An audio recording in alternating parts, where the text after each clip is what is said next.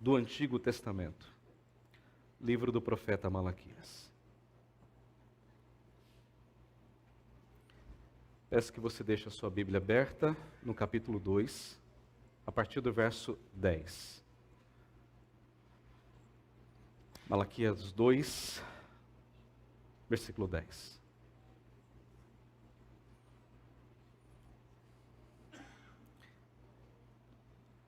Vamos ler a palavra de Deus. E ela diz assim: Não temos nós todos o mesmo Pai? Não nos criou o mesmo Deus? Por que seremos desleais uns para com os outros, profanando a aliança de nossos pais? Judá tem sido desleal, e a abominação se tem cometido em Israel e em Jerusalém. Porque Judá profanou o santuário do Senhor, o qual ele ama, e se casou com a adoradora de Deus estranho. O Senhor eliminará das tendas de Jacó o homem que fizer tal, seja quem for, e o que apresenta ofertas ao Senhor dos exércitos. Esta é a palavra de Deus. Oremos. Senhor, nós estamos diante da Tua palavra nesta hora.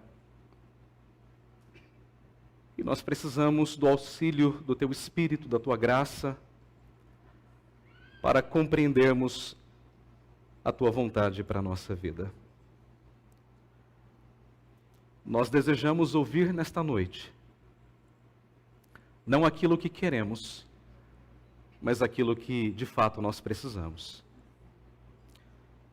Então, Senhor, que as palavras dos meus lábios e o meditar do meu coração sejam agradáveis na Tua presença. Senhor, rocha nossa e Redentor nosso. Em nome de Jesus. Amém. Meus irmãos, nós precisamos recordar, muito brevemente, o contexto do livro do profeta Malaquias. O povo foi levado para o cativeiro babilônico, ficou lá 70 anos. Depois de 70 anos, o povo retornou da Babilônia para Judá, o reino do sul, capital Jerusalém. O templo foi reconstruído, bem menor do que aquele de Salomão, mas foi reconstruído. As casas, basicamente reconstruídas. Mas ainda havia fome, havia escassez, havia problemas. E o povo de Deus estava debaixo do domínio do Império Persa. Aquelas profecias de Jeremias, Isaías, Ezequiel, profecias de paz, de prosperidade, não haviam ainda se cumprido no povo de Deus. O tempo não era chegado. Então, o povo, ele começa a olhar para isso tudo e pensa assim: ok, já se passaram 100 anos desde que nós voltamos do cativeiro. O templo foi reconstruído, mas nós ainda passamos fome, passamos necessidade, estamos debaixo do domínio do Império Persa. Então, qual é a razão para servir a Deus? Olha a nossa vida, olha a nossa situação econômica. Não há razão, não há motivo. Então, essa visão apequenada, mesquinha do povo de Deus, se refletiu onde? No culto. Então, o povo vinha para o culto sem motivação para adorar a Deus. E o que eles faziam? Ofereciam animais impuros, pães impuros, imundos, animais cegos, mancos, enfermos, dilacerados. Tinha que ser o melhor animal, mas eles iam, olhavam lá na sua criação e pegavam o pior e levavam para o culto. Em contrapartida, os sacerdotes que deveriam dizer: não, está errado, Deus quer o melhor. Eles diziam: é isso que você tem? Ok, então vai isso mesmo. E aí eles pegavam aquele pior animal e ofereciam no templo a Deus. E Deus está dizendo: olha, vocês estão me enfadando, vocês estão me cansando. Vocês acham que eu vou aceitar um culto assim?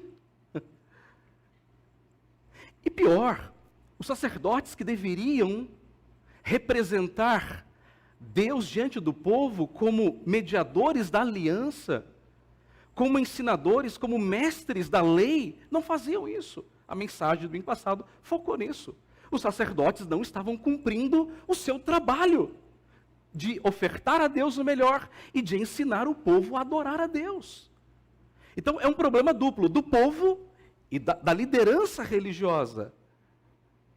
Então é nesse contexto que Deus chama o profeta Malaquias e diz: Malaquias, vai e profetiza a Israel. Aliás, a palavra Malaquias significa mensageiro, o meu mensageiro. E o papel de Malaquias é chamar o povo ao arrependimento, a retomar com Deus a aliança, a retomar com Deus aquela comunhão profunda que eles perderam. Eles deveriam ter aprendido em 70 anos de cativeiro que eles deveriam adorar a Deus, que eles deveriam dar o melhor a Deus, que eles deveriam amar e praticar a lei de Deus, mas eles não aprenderam.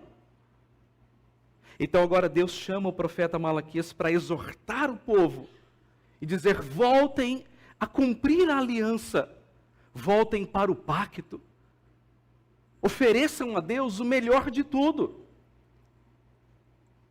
E na minha primeira mensagem eu enfoquei justamente isso. Deus quer o melhor da nossa vida. Deus quer o melhor do nosso tempo, das nossas energias, do nosso louvor, dos nossos recursos, do nosso coração. O culto tem que ser o melhor momento da nossa semana.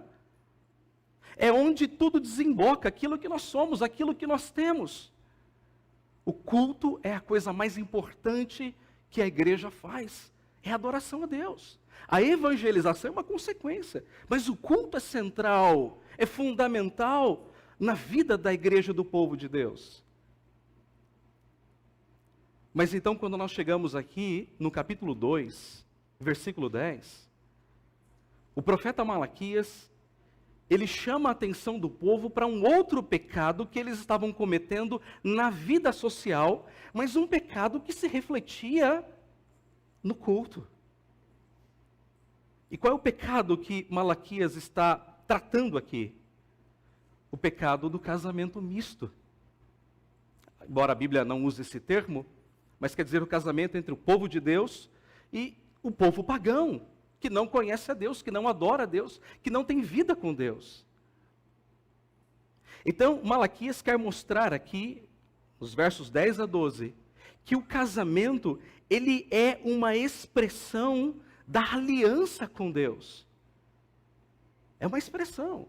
O meu casamento deve demonstrar, deve revelar publicamente a minha aliança com Deus. E nessa noite, então, diante desse contexto, eu quero mostrar aos irmãos 3 grandes verdades, 3 grandes lições acerca deste tema, o casamento como expressão da aliança com Deus. E esse texto aqui, ele está firmado num tripé, essa estrutura básica. Nós temos uma pergunta, nós temos uma acusação e uma consequência. O profeta pergunta, Deus acusa e mostra as consequências do pecado. Vamos olhar então para a primeira lição que esta passagem nos ensina. A aliança, então, quando quebrada, ela desconsidera a pessoa de Deus. Vejam o versículo 10 novamente. Não temos nós todos o mesmo Pai? Não nos criou o mesmo Deus? Ora, por que seremos desleais uns para com os outros, profanando a aliança de nossos pais? Percebam, o profeta, ele está partindo de uma premissa, de um fundamento, de uma base. Ou seja, Deus é o nosso Pai e Deus é o nosso Criador. Esse é o fundamento dele. Deus é Pai e Deus é Criador do povo de Israel. Ora, se Deus então é Pai e se Deus então é Criador, e óbvio, isso aqui ele está afirmando em forma de pergunta, uma pergunta retórica. Então vem uma pergunta profunda e que confronta o povo. E a pergunta é, ora, se Deus então é Pai, E se Deus então é criador de todos nós, do povo da aliança, então, por que seremos desleais uns para com os outros, profanando a aliança de nossos pais? Você percebeu aonde o profeta está levando o povo a refletir? O ponto do profeta é muito simples. Se Deus é o nosso Pai, todos nós somos da família de Deus. Deus é o nosso Criador, nos criou para isso. Ora, quando eu deixo o meu povo e procuro um relacionamento fora do meu povo, do povo de Deus, o profeta está dizendo, eu estou sendo desleal. Eu estou quebrando a aliança familiar que eu tenho, a aliança espiritual, o pacto. Eu estou quebrando tanto a aliança com Deus, porque Deus fez uma aliança com Abraão, Isaac e Jacó, por isso que ele chama de nossos pais, não é? Lá no final do versículo 10, profanando a aliança de nossos pais, e ao mesmo tempo eu sou desleal para com aqueles que fazem parte do povo. Notem, o profeta usa 2 vezes essa palavra, verso 10, porque seremos desleais, aqui a palavra na verdade é infiel. Essa seria uma tradução mais literal, mais forte. Por que seremos infiéis? E verso 11, Judá tem sido desleal, Judá tem sido infiel. É a mesma palavra que aparece no verso 13 e no verso 15, veja. Lá no final do verso 15, portanto, cuidai de vós mesmos e ninguém seja infiel. A palavra hebraica é a mesma. Não seja infiel. Qual é o ponto de Malaquias? O ponto de Malaquias é que o povo está cometendo o pecado de se casar com pessoas fora do pacto. Pessoas fora da aliança. E esse é um pecado, irmãos, que acompanha todo o povo de Deus desde praticamente do início da criação. Você tem ali Gênesis 3 a queda, Gênesis 4 o assassinato de Caim e Abel, Caim mata Abel, verso 5 a coisa vai se degringolando, capítulo 6 a coisa afunda de vez. E lá no capítulo 6 nós lemos que os filhos de Deus tomaram as filhas dos homens para se casarem com elas. Aquilo trouxe um problema enorme, enorme para o povo de Deus, porque Deus estava formando uma semente santa, e esse povo quebrou essa semente. Um pouco mais à frente, Abraão, antes de morrer, Abraão chama o seu servo, o seu administrador, e fala assim, você vai jurar, bota a mão aqui debaixo da coxa, que era uma espécie de um juramento, você não vai tomar mulher para o meu filho das mulheres de Canaã, mas você vai lá, a minha parentela, e você vai tomar uma mulher de lá para o meu filho. Pouco depois, Isaac e Jacó, aliás, Jacó e Esaú. Esaú toma 2 mulheres ímpias, e a Bíblia diz que isso trouxe muito sofrimento aos seus pais.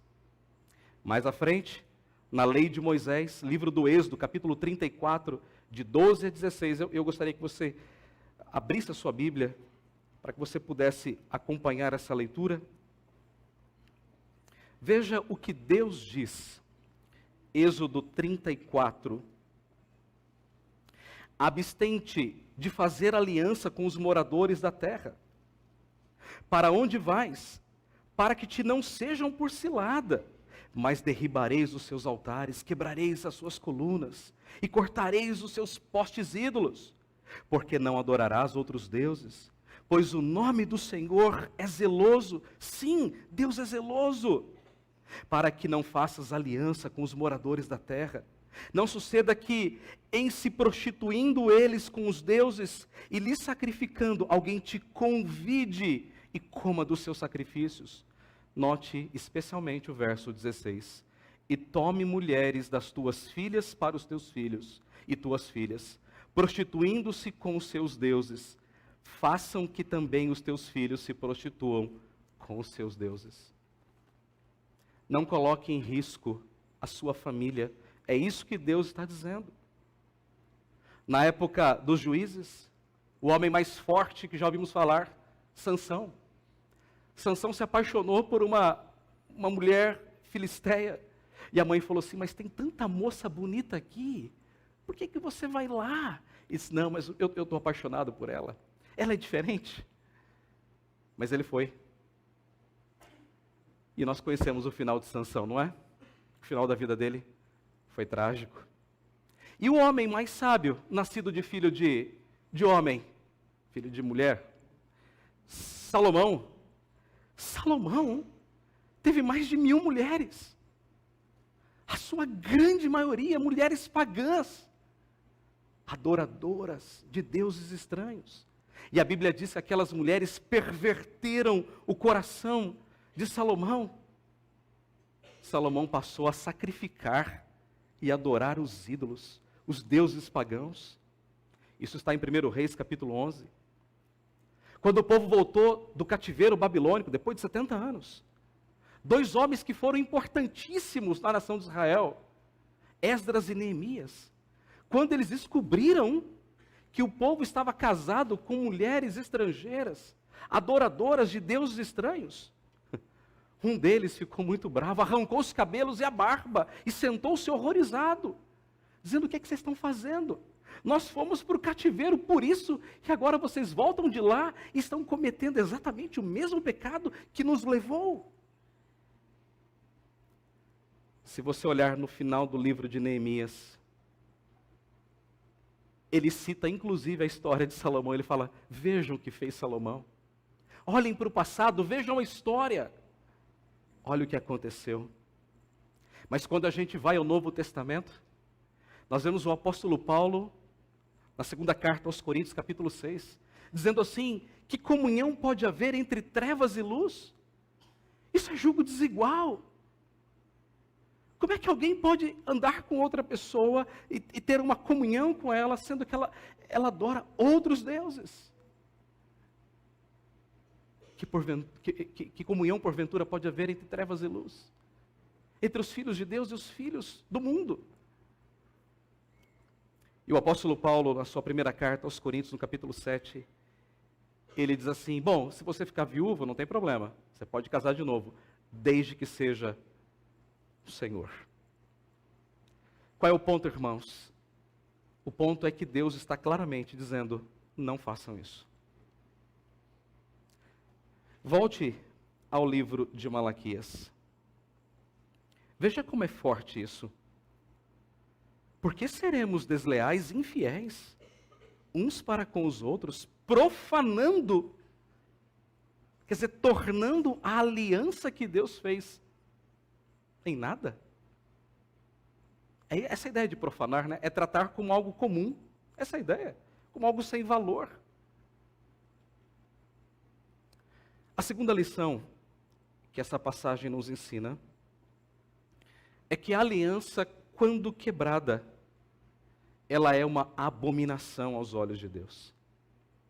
Vejam o versículo 11. Judá que é uma expressão de todo o povo, não é? Que era a nação de Israel, mas o reino do sul era chamado de Judá. Judá tem sido desleal, e a abominação se tem cometido em Israel, povo de Deus, e em Jerusalém, que é a capital, porque Judá profanou, novamente a mesma palavra, o santuário do Senhor, isto é, o tabernáculo, o templo, o qual ele ama. E por que ele profanou? Porque se casou com a adoradora de Deus estranho. Essa é uma expressão muito forte, adoradora de Deus estranho. Mas literalmente traduzido do hebraico, o termo usado aqui não é adoradora, é filha. Filha de Deus estranho. Porque era assim que elas eram conhecidas. Toda mulher que não era do povo de Deus era chamada de filha de Deus estranho. E o profeta diz que essa atitude de se casar com essas mulheres era uma abominação ao Senhor. Isto é, era um pecado terrível, era uma impiedade terrível. E por que eles estavam profanando? Porque esses homens se casavam com essas mulheres, filhas de deuses estranhos, ou muitas vezes se divorciavam, que é o que nós vamos ver na semana que vem, quebravam aliança com a sua própria mulher, se casavam com essas mulheres e levavam essas mulheres ao templo para adorar a Deus. Aí você fala, mas qual o problema em levar a mulher no templo para adorar a Deus? Nenhum, se ela fosse crente. As mesmas mulheres que iam ao templo de Deus para adorá-lo, eram as mesmas mulheres que na sua semana sacrificavam a outros deuses. É como se no domingo viesse aqui e cantasse, e entregasse o dízimo, e participasse do culto, e na segunda-feira você vai para um templo pagão, você vai para um centro de qualquer coisa na vida, você vai adorar qualquer outro Deus. É exatamente isso que está acontecendo. E o profeta está dizendo, está vendo? Olha o que vocês estão fazendo. Isso é abominação para Deus. Você se casou com uma mulher que na semana adora falsos deuses, mas depois vem aqui para me adorar. Isso é abominação aos olhos de Deus. Mas esse era um pecado já tão internalizado na vida do povo, que eles achavam que isso era uma coisa normal. Aliás, quando o pecado ele não é tratado e ele é tolerado, ele vai se tornando normal e as mentes vão ficando cauterizadas. Aquilo que a gente achava que era pecado, não acha mais. E assim acontece o sincretismo religioso. Essa mistura de crenças e de religiões do culto. E o culto vai sendo abandonado. Meus irmãos, a igreja ela não pode fazer concessões no culto. A igreja não pode trazer ao culto e colocar pessoas para cantar, para participar, no sentido de liderar o culto, pessoas que não tenham um coração regenerado, pessoas que não tenham um compromisso com Deus. E por que eu estou dizendo isso? Porque eu sei disso. Há igrejas que os músicos, pasmem, são profissionais. São profissionais. No domingo eles tocam na igreja, na semana eles tocam nas baladas, nas noites. Isso é abominação a Deus. Eu sei de igrejas em que pessoas do coral não são membros da igreja, não participam da igreja, não têm compromisso com a igreja, mas cantam. E eu pergunto, como pode uma equipe, um coral ou pessoas da liderança conduzindo uma igreja, dirigindo uma igreja em adoração, se essas pessoas não têm vida com Deus, não pertencem a Deus, não têm um coração regenerado? Pode Deus aceitar um culto assim? Não, não pode. Isso é abominável diante de Deus. A igreja não pode tolerar essas coisas, irmãos. A igreja ela precisa lutar contra o secularismo, contra o mundanismo, contra o sincretismo. A igreja ela tem que ganhar o mundo não pela igualdade, mas pela diferença. O culto na igreja tem que ser diferente de qualquer outra coisa. A música tem que ser sacra, ela tem que ser diferente. Uma pessoa que passa e ela ouve a música, ela tem que sentir tocada, convidada e chamada pela diferença, não pela igualdade. Porque se for pela igualdade, ela tem lá, ela não precisa vir aqui. O culto tem que ser santo, como a liderança é santa. A terceira lição que esse texto nos traz essa noite é que a aliança, quando quebrada, ela traz a disciplina de Deus.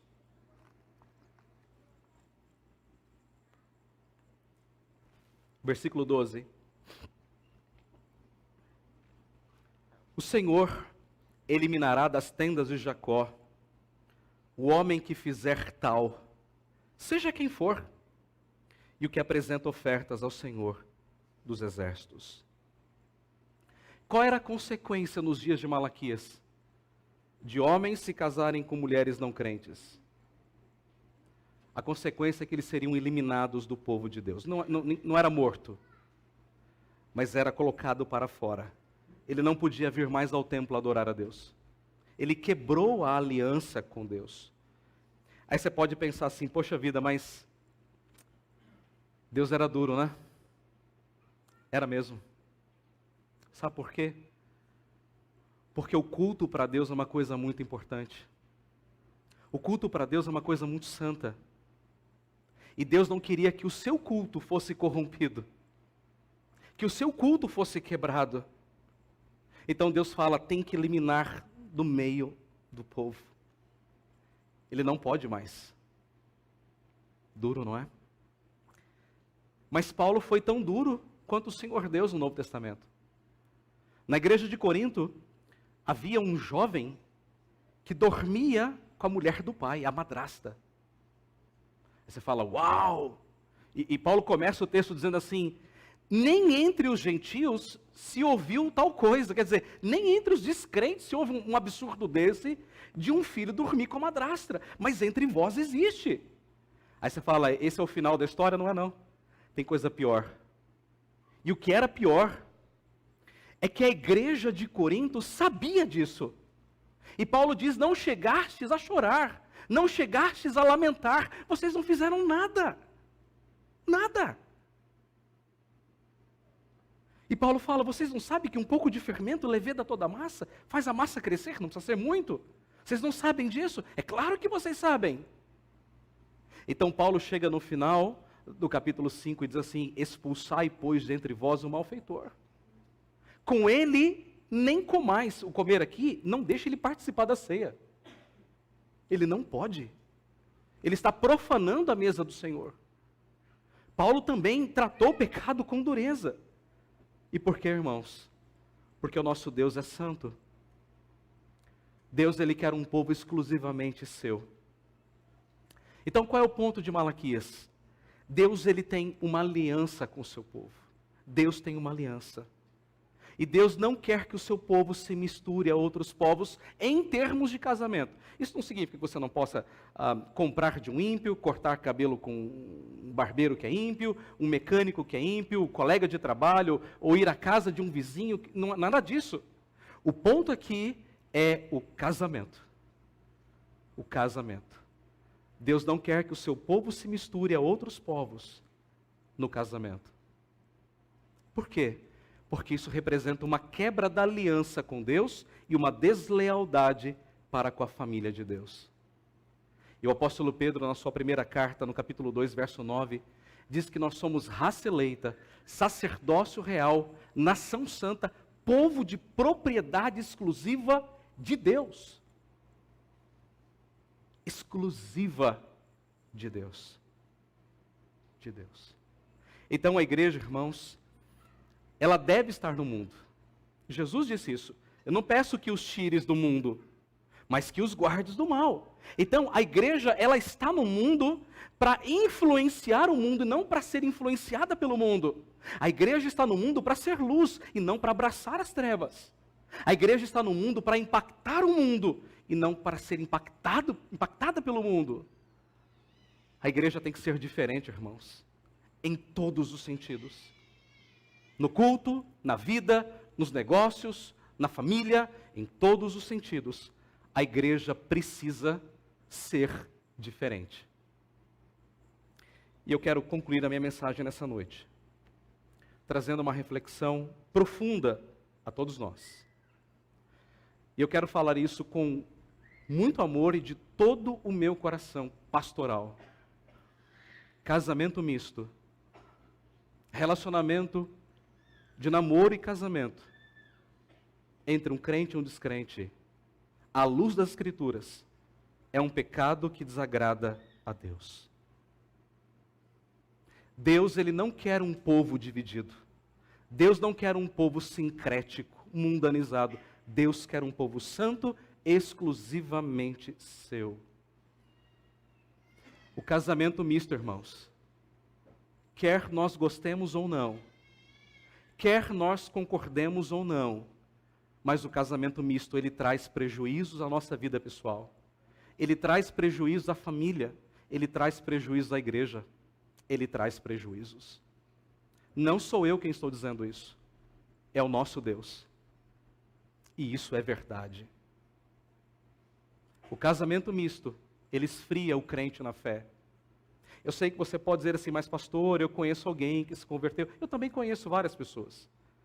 E eu sou grato a Deus por cada conversão, porque Deus, apesar dos nossos pecados, ele age, ele salva, ele transforma, porque ele é Deus. Mas, geralmente, os crentes que se envolvem em relacionamentos com não crentes, ou se esfriam na fé, ou acabam saindo do meio do povo de Deus. Isso é muito triste. Talvez você esteja pensando, mas pastor, eu sou casado com um homem que é crente, um homem que não é crente, uma mulher que não é crente, o que é que eu faço? Me divorcio dele? Não. Em hipótese nenhuma. Só há dois critérios no Novo Testamento para o divórcio. Adultério e quando o ímpio abandona a parte crente. 1 Coríntios capítulo 7. Então, o crente jamais pode pedir o divórcio, exceto no caso de um adultério. Quebra da aliança. Mas então o que é que você faz? Você ora pela conversão do seu marido ou da sua esposa. Você ora, dobra os joelhos e pede a misericórdia de Deus. E como Pedro diz na sua primeira carta, dê testemunho dentro do seu lar, para que você, com a sua vida e sem palavras, ganhe o seu marido ou a sua mulher. Mas eu queria fazer um apelo aqui nesta noite. Muito sério e muito importante. É um apelo dirigido aos nossos jovens, adolescentes e solteiros da igreja. Procurem um casamento no Senhor. Procurem um casamento no Senhor. É a melhor coisa que vocês podem fazer. Hoje, pela graça de Deus, somente pela graça, eu estou comemorando 18 anos de casamento. São 20 anos de relacionamento com a minha esposa. 1 ano de namoro, 1 ano de noivado e 18 anos de casamento. 20 anos, exatamente 20 anos. Há 18 anos atrás, eu estava a essa hora, eu estava lá cumprimentando as pessoas na festa. Todo mundo comendo e a gente se cumprimentando. Foi a melhor decisão que eu tomei na minha vida. Eu procurei no povo de Deus uma mulher crente. E acreditem, eu conheci Michele pela internet. Foi numa sala de bate-papo da Mocidade Presbiteriana em 2003. E foi assim, uma paixão à primeira vista. As pessoas dizem, né? Você tem que namorar para casar. Eu digo que eu casei para namorar. Eu amo a minha esposa.